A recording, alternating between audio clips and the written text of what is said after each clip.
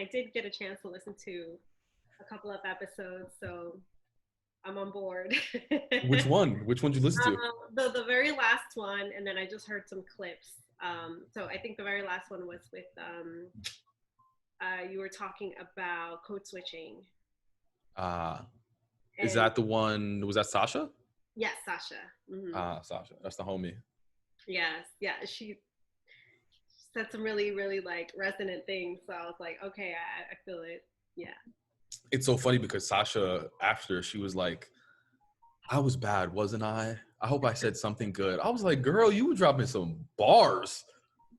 Yeah, and I mean, it's about like authenticity, right? So like her perspective was just like that, like it was her perspective. So yeah, I could resonate with certain things, and then other things I was like, I never thought of it in that way, or I've never experienced it in that way. So, it really like made me think about my own experiences. So what came up for you when you were listening to it?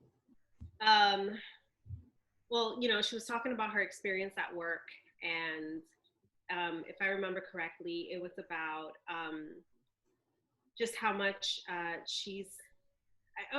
like there was something else also about like trauma.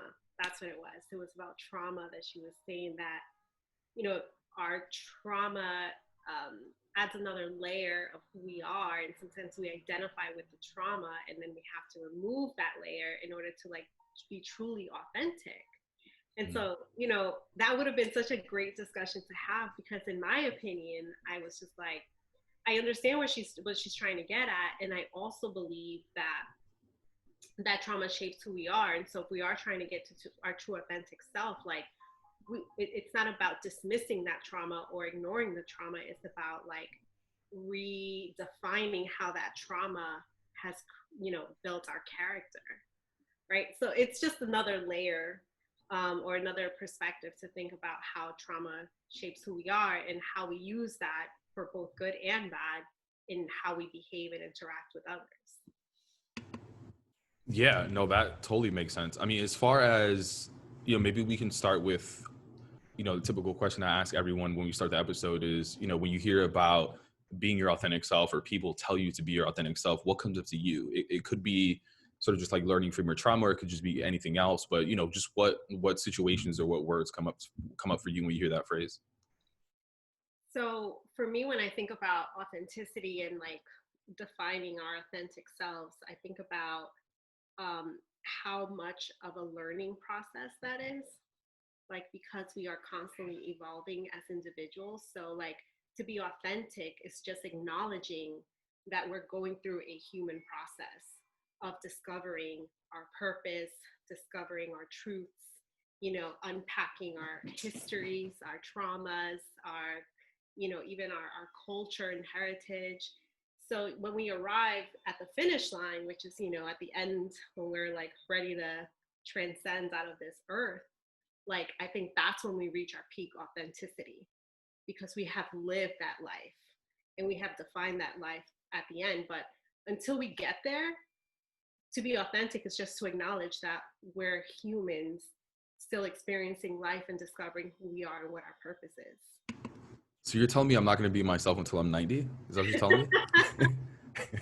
I mean, you're going to be a version of yourself, but could you say that that's your authentic self? Because I feel like it's on a very like soul level that I think about who we are authentically. Like, we can be authentic in many ways when we're talking about like, having our convictions, our guiding values, our morals. We can remain authentic to those beliefs, but also those beliefs evolve in time, right? Mm-hmm. So for me, that's like, there is a layer that you can be authentic in your everyday life. But when I think about authenticity for me, I think about like what my soul is and who my soul is. And that is what I think I'm not going to arrive at until, I'm on my deathbed. Yeah, that's fair. I mean, there's also a level of fuck it, like as you get older as well. Like, you give less fucks as you get older around like what people think, try to impress people. So that makes sense as well. I'm sure there's like some sort of graph around like age, level of fucks, and like the Yeah. more authentic you are, something like that, right? Full circle, right? Because when you're born, you don't give a fuck either. Yeah. Child, you don't have all of that conditioning, all of that programming. So it's almost like you're going full circle to like your authentic self when you were born and when you pass away or before you pass away. So I don't mean to be so grim, but it is our No, no, that's really interesting. Babies and elderly. God, those are goals right there of them.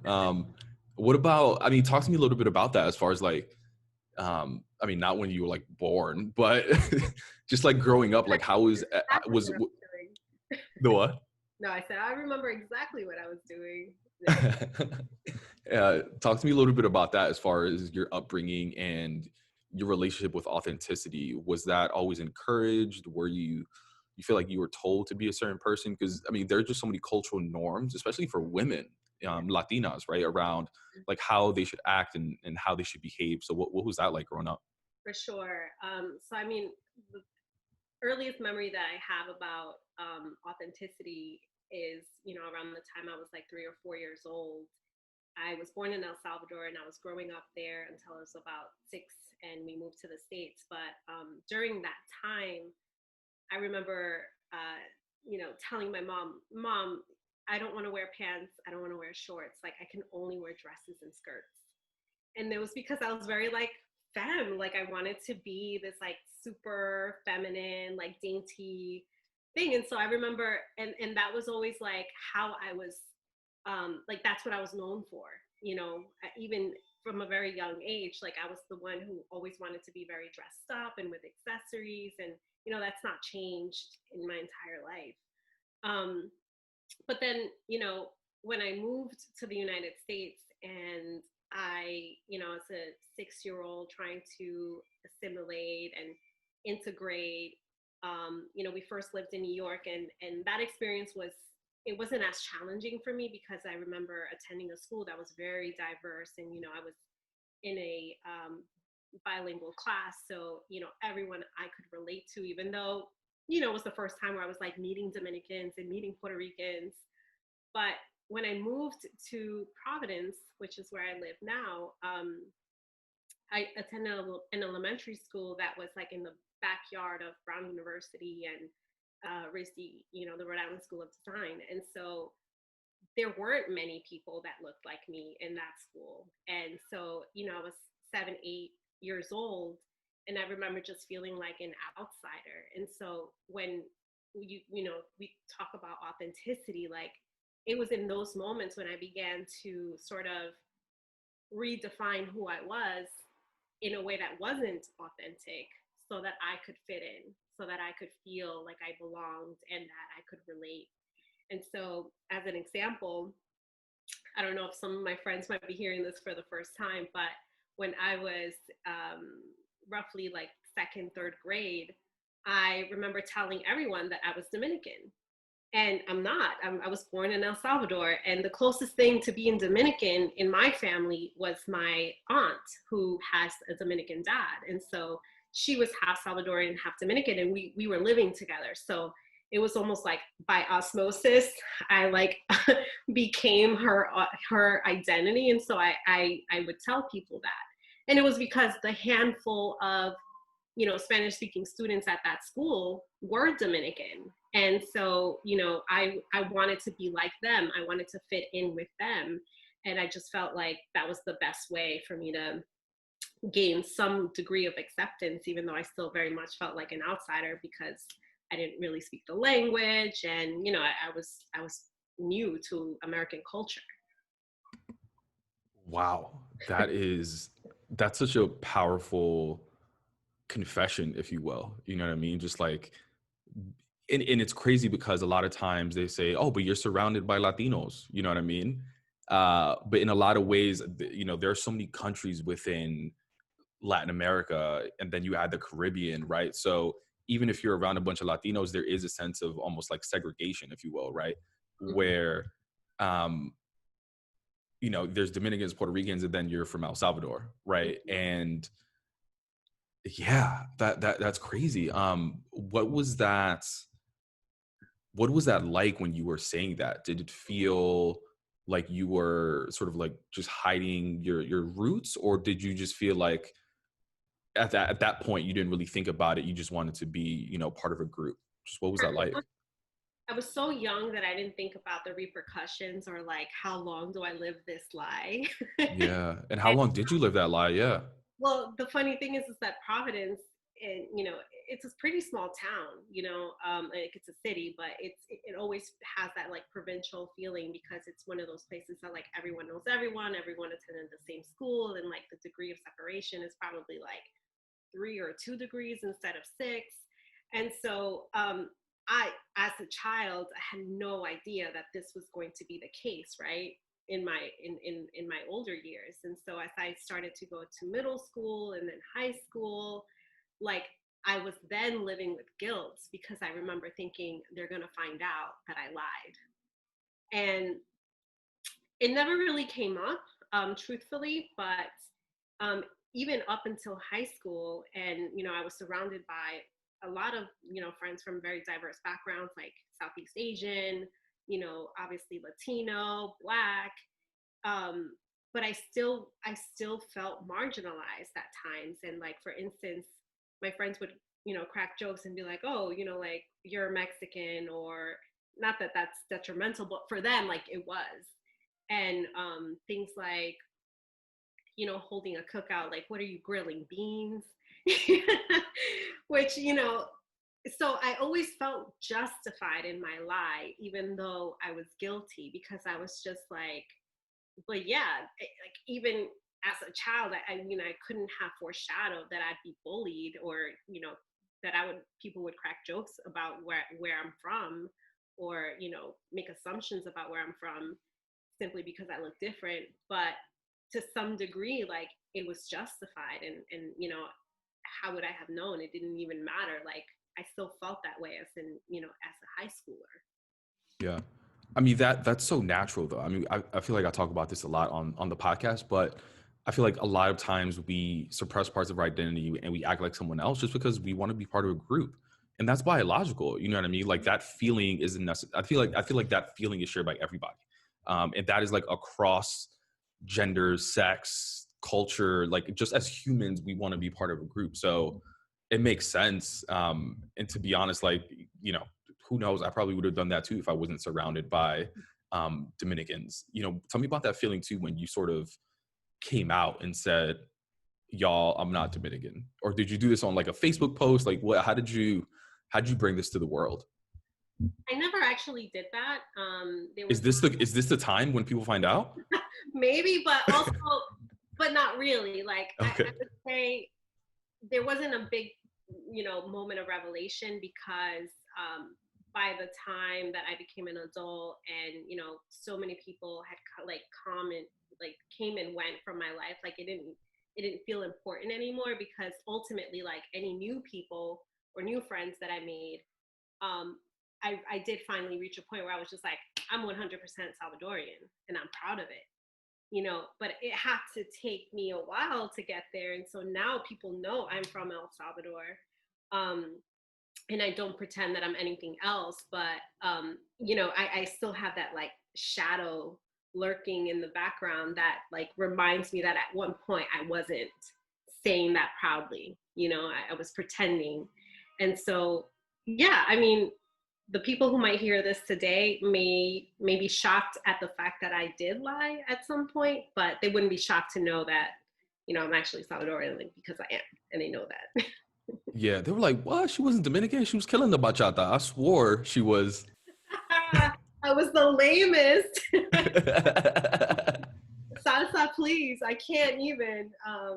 That's another conversation about like just how authentic my Latino side is, because I still can't dance. Oh, let's talk about it. Yeah, what are those conversations like? Does it come from your family, friends? Like, what is that? Um, well, it's funny because when I began to embrace my culture, when I started to say like, yeah, I'm proud that I'm from El Salvador, and like we have these certain customs in my family or traditions, and um, I still, because I grew up in America, like I still very much feel like I'm not 100% Salvadorian because there's so much that I'm missing, like so much that I missed out on having grown up here. Like the last time I visited El Salvador, I was 11 years old. And even, with my extended family who is still there, or even extended family who lives in the United States, we're not very close. We've like kind of spread out throughout the country. And so it just, becomes hard to stay in touch. And so with my immediate family here in Rhode Island, um, we've adapted so much to American culture that there's still pieces of like that true, authentic Salvadorian, um, heritage that is missing. So for me, I've just now looked at like, how else can I get back to my roots? And how else can I learn to identify? Because even when I see things on like social media about like being proud and Latino, like I hear things all the time that I'm like, I can't relate to that. I never experienced that, you know? So there's still this like very gray area in my identity as a Latina, as a Salvadorian, that I'm still trying to like color in because I'm not like, I need to discover those parts. That makes sense. Yeah, I don't really talk to many people about this, but I have this, people always ask me like, "Oh, do you want to have kids one day?" And, complicated subject. Ask my therapist about that. But um I mean, like there's some thoughts that come up. One of them is like I didn't grow up with my father. He was there, in some ways, but like physically be present. My mom and him weren't together, so I didn't grow up with him. So I feel like I didn't have like a. I mean, my grandfather was my consistent father figure, but I won't lie. Like I have those thoughts around like, will I be a good father, etc. Right?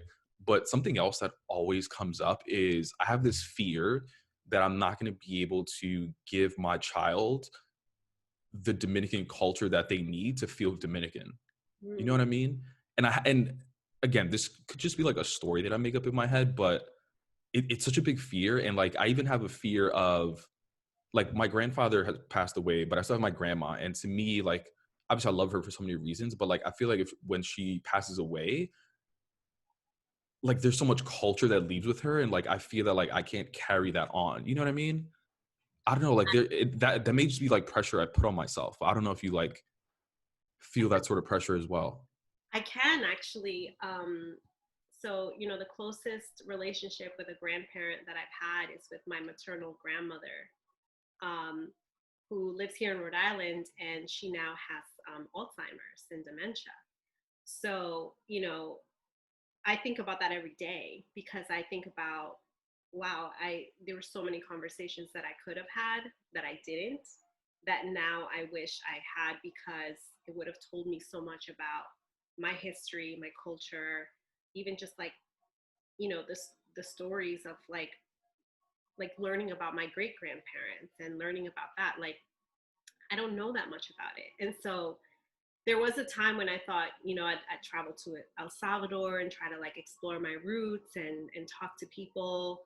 Um, and I think I still might someday, but I do think about how much I'm missing out on, and I missed out on by not having those conversations earlier. And so I also think about that and how it's going to translate to my own children if I ever have any, because it's like, what am I going to tell them about who they are and where they come from? Like for me, that story starts with me, and I wish it didn't. I wish I could go back generations and understand like my family tree.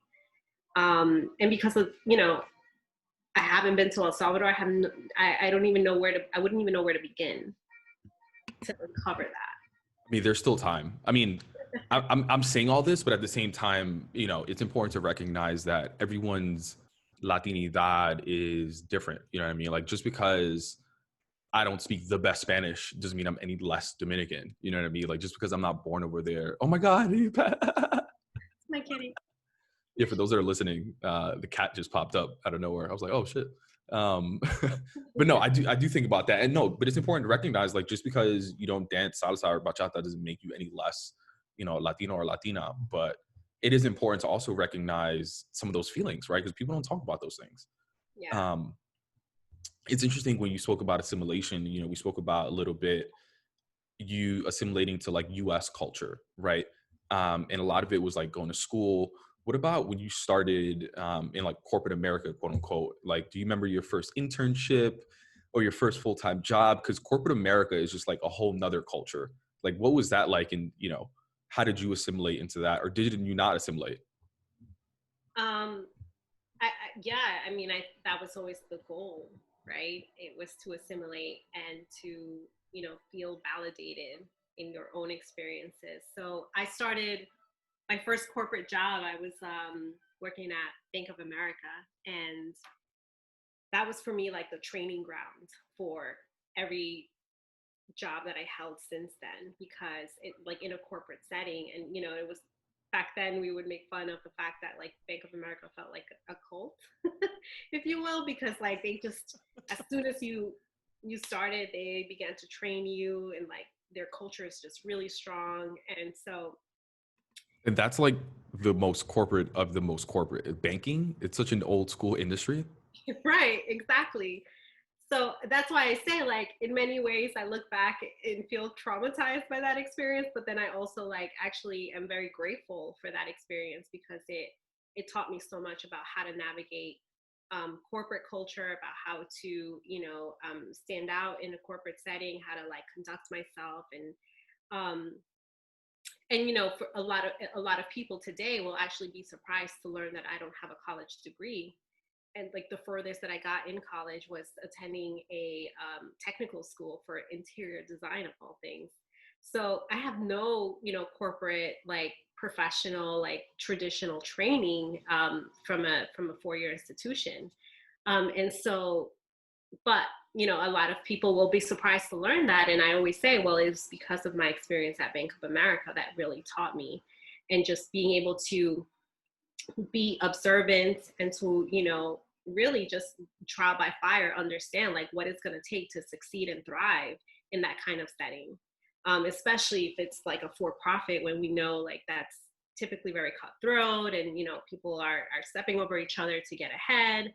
So I had to learn to adapt really, really quickly to that. And I started as a customer success associate, or customer support associate, and then I like worked my way up to working in HR as a recruiter. Um, so yeah, I mean, I would say during that time though, like I definitely suppressed things about my Latinidad that I felt were going to hinder my progress, or my Yeah. acceptance within that group. Yeah. Tell us a little bit about that. Like, what are some things that you felt like you had to suppress?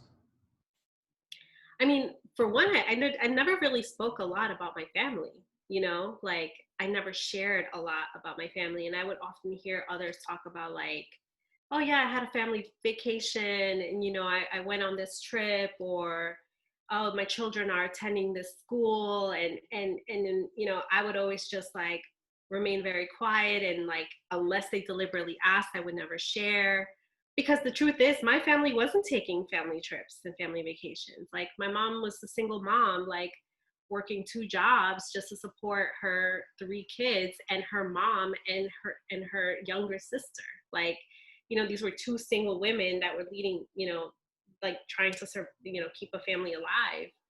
And my mom didn't speak the language, so we were very poor. And so I wasn't ashamed of it, but I was like, I guess you could say I was a little embarrassed about it. So yeah, I wouldn't share things like that.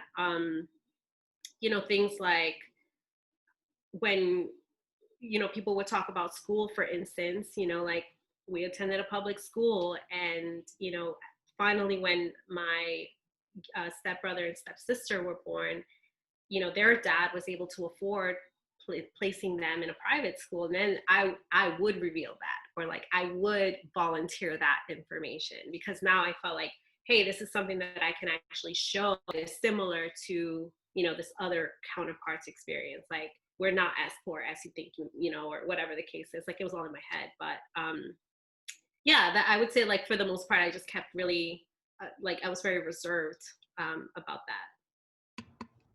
How do you think that impacted your ability to build relationships? Because I imagine if like you don't engage in those conversations unless they explicitly ask you, then you're not able to build that connection, right? And then you potentially, at least this will happen to me, like this will happen to me early on, is like, I don't establish that connection, then when the crew goes out for beers, then I'm not invited, right? Because I didn't share that initial information that led to that conversation, that led to that relationship. And that's just my experience, but I'm wondering, did you have anything similar as far as, the challenges of building those relationships? Because ultimately what I've seen too is that, to some extent, we all have the same skills, right? Like everyone on the team knows how to do Excel or whatever the skill is, right? What really gets you ahead is really building those relationships with senior leadership and the people on your team. Mhm. Yeah, it's funny enough, like that you bring that up because early on in my career, I was um, I was so determined to succeed in my career and getting ahead that the relationships that I built were with like upper level management. And so but that meant that in the setting that I was in, because at some point I had, I was an entry level employee that had many peers at that same level. Once I started to, surpass them, I became ostracized by them, or I ostracized myself even because I was building certain relationships. And then I remember, like a particular instance when, as a team leader, I, mentioned to a colleague, a team member that, she was out of adherence. And, what that meant was that, she wasn't keeping to her schedule and that she needed to like stick to her schedule. And, that was my job. But she, we were like, before I was promoted to the team lead role, like she and I were peers. We would sit side by side, take the calls together. And then the moment that I like mentioned to her that, you're out of adherence and I'm sorry, like I can't give you this exception, she stopped, talking to me. Like she would give me the cold shoulder, and like all of a sudden it was like I caught an attitude from her all the time.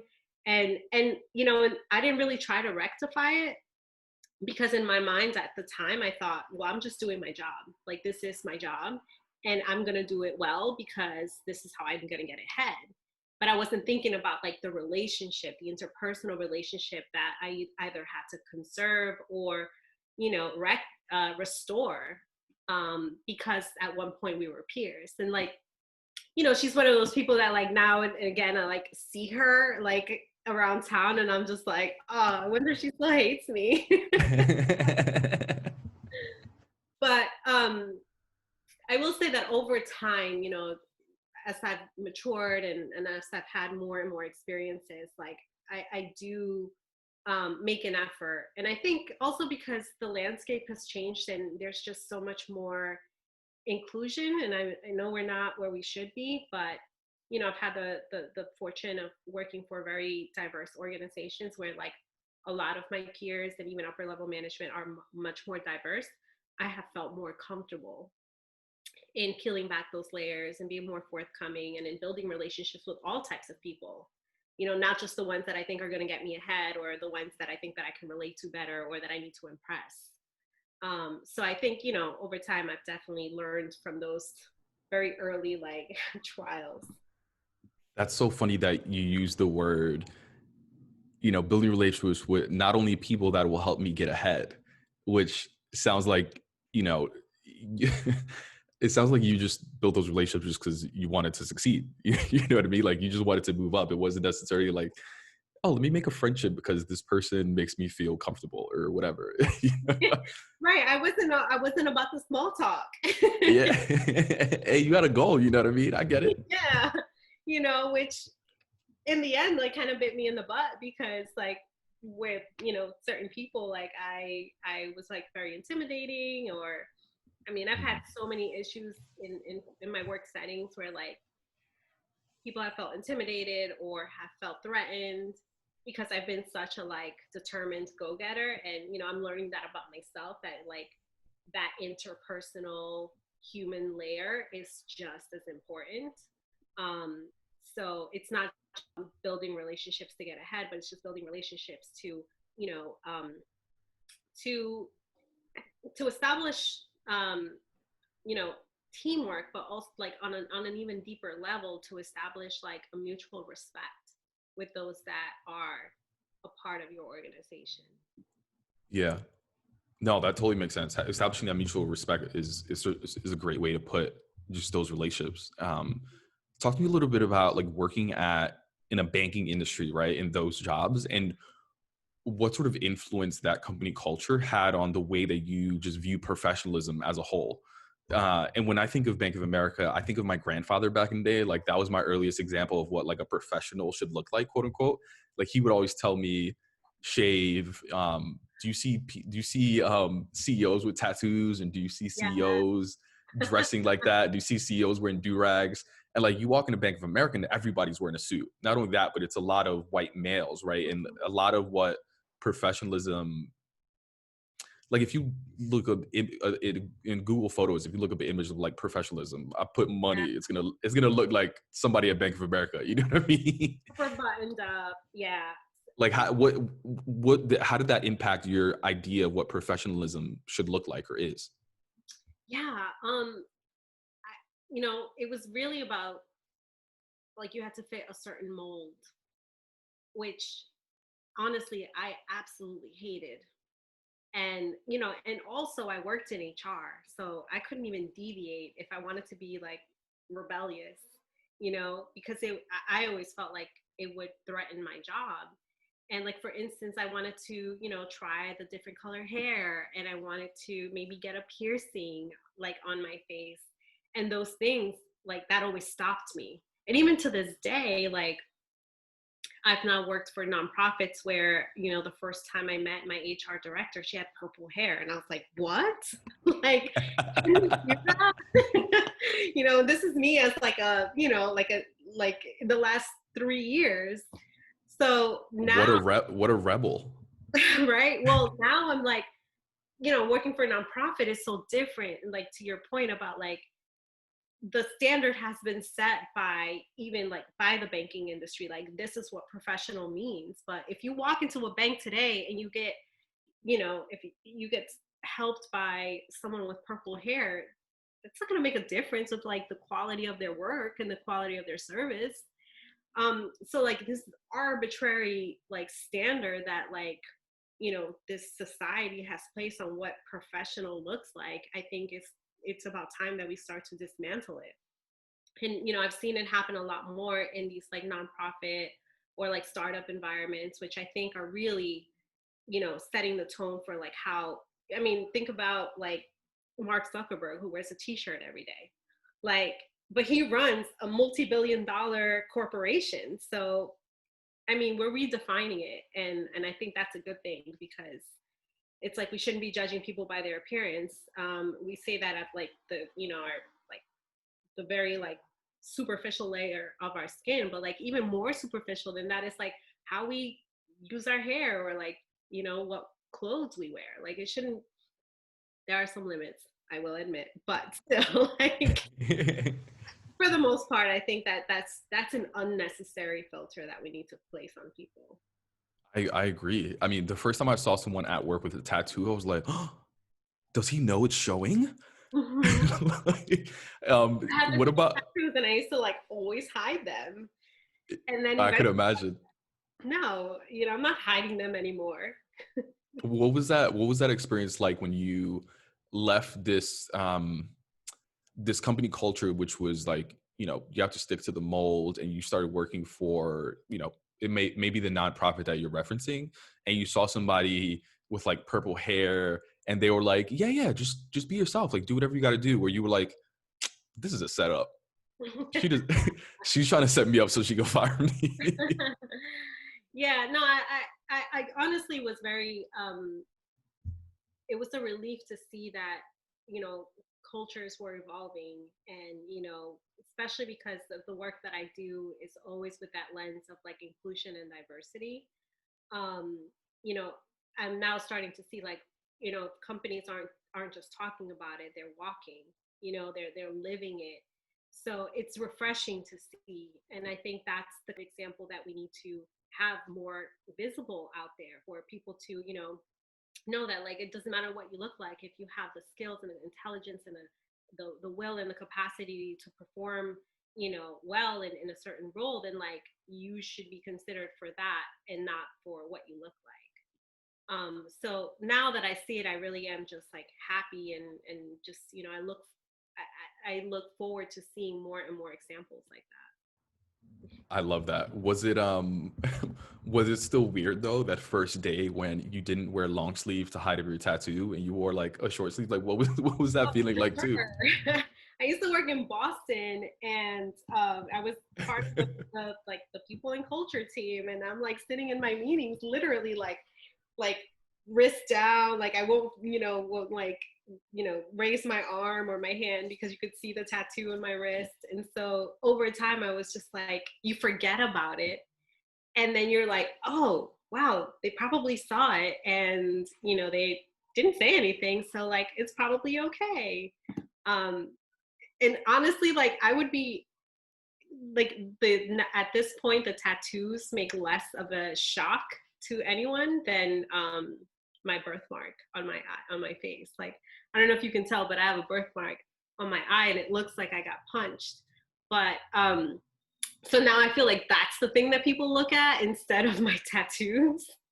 So it's always like, okay, yeah, that's a better icebreaker in my opinion than just like, do I have tattoos or not? Yeah, yeah. I mean, so often we make up this story in our heads. I mean, some of these are real, right? Like we make up these stories because we've experienced something and we know someone's going to ask us about it. But other times, we make up these stories like, oh, if I raise my hand, they're going to see this and they're going to ask me about it, or they're going to send me to HR. Whereas like someone saw it and may have complimented you, like, oh, that's a nice one, Hmm. or like, who's your artist, etc. But no, yeah, that's interesting. I'm always curious to hear about those experiences because I'm sure they are very nerve wracking. You're just like, today's the day. I'm gonna be me, and then then you walk in and like, oh my god, what is it gonna be like? So no, I appreciate that. Yeah, and I think it also depends on like, the average age of like a company. Like that makes a huge difference. Like if you're working with, millennials versus like these, older, like, you know, boomer types, like they're gonna have a different opinion about what is appropriate, what's not appropriate. And, so it really is about like, well, what do you feel is acceptable? And if you're not getting reprimanded for it, then like who cares what those people think? Um, to some degree. Yeah, yeah, that makes sense. And tell me a little bit about the work that you do these days. You said that you do a lot of work around diversity and inclusion. Like how are you, thinking about professionalism and diversity and inclusion and how to bring that to life? Yeah. So, I was a recruiter for about 12 years, and I worked in for profit and then nonprofit education. And eventually I made the transition into the tech space where I started to work for a nonprofit, or really a social enterprise based in DC, that's focused on removing barriers for a certain demographic of people that we call stars, which is an acronym for Scale Through Alternative Routes. And so, traditionally we think about how, you know, as a recruiter, as a hiring manager, like how you evaluate and assess talent is you tend to look at their resume, you tend to look at what college they attended and what degree they have. And the truth is that that's not the only way to evaluate and validate that someone has the right skills. And so, this demographic of people who we call stars are people who don't have a 4-year degree, but they perhaps, earned their skills, their experience, all of their qualifications through these alternative methods, whether that be a coding boot camp, or just learning on the job, or having military experience, or even just being a stay-at-home mom. Like you're managing a household, you can pretty much manage, a, a project or a team, like, so that's If you're managing like kids in this pandemic, you can run a whole business. exactly. so so the work that I do now is I work for the tech startup arm of an organization called Opportunity at Work, and we're building an online marketplace where employers can source talent that are specifically from this talent pool of stars, right? Because these are the stars that are being overlooked. They are, being filtered out through traditional recruitment channels because they lack a 4-year degree. And so the platform that we're building is basically allowing them to be surfaced to the very top and to be able to be, evaluated based on their skills and not their pedigree. And so the ultimate mission is to be able to, employ more stars, because that's going to have a domino effect on our economy. It's, at the intersection of social justice, because, there are so many people, the majority of stars, are made up of Latinos and African Americans.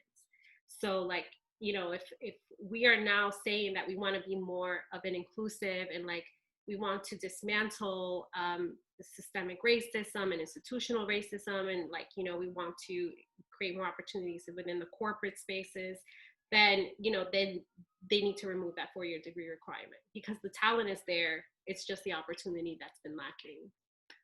So yeah, that's the kind of work that we're doing now. And, we're seeing a lot of interest, a lot of momentum, obviously, with, where we are today with Black Lives Matter. And so there's definitely a lot more corporations that we're seeing that are like willing to put their money where their mouth is, and, actually open up these opportunities to stars. First of all, can you think of a better acronym? That shit is fire. I wish I could take credit for it, but it's our director of comms who coined that term, and yeah, it's pretty dope. Yeah, it's dope. And it's funny how things come full circle. And that was sort of like how we started the conversation, as far as, baby to elderly person. But it's interesting, like when your story started, and, you not having a college degree, and in some ways being embarrassed about that and not wanting to share it, and, going through a bunch of different industries, and now coming back to where you are now, giving back to people that essentially had similar, if not the same, experiences as you, right? And I think that's such a great way to like close this and ask you this final question. When you think about continuing to be your authentic self as you move forward, what's one thing that just empowers and inspires you to continue being your authentic self? Wow, that one's deep. One thing that inspires. Take your time. I can edit out the silence, Yeah, for sure. I mean, I think it comes back to this idea of achieving true social and racial justice, right? Because what we do today, how we conduct ourselves, what we place our values on, what purpose we have, is going to make the difference for the generations that follow us. So I think about that, and like, for instance, I was ashamed for the majority of my career for not having a 4-year degree, and feeling that I was like inadequate, and that I was an imposter, and that, I was never going to achieve, success, because I was being overlooked for that one simple fact, to now being able to own it and say like, you know what, I do have the skills, and I can do this job, and I should be given the opportunity, and let me prove it to you, because like I know that I can,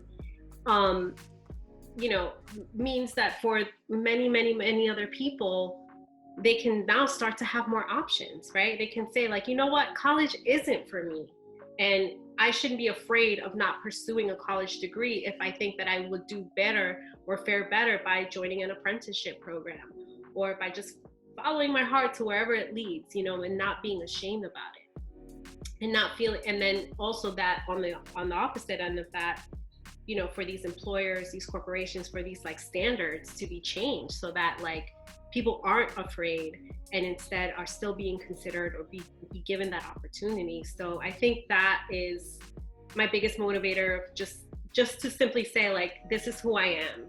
I have a lot of things that I can offer. Let's give each other that space and that opportunity to truly explore all of our talents and share our talents, because that's only going to make us succeed as a greater whole. And by limiting others' opportunities, like, you see where that's gotten us. So, I think that that's definitely for me. I think, as idealistic as it sounds, like even, and any progress is still progress. So if we remove a 4-year degree requirement from a job listing, that means that like you now have a whole new talent pool, like of people that weren't considered before, that now like can have an opportunity for economic mobility. So yeah, that's what I would say.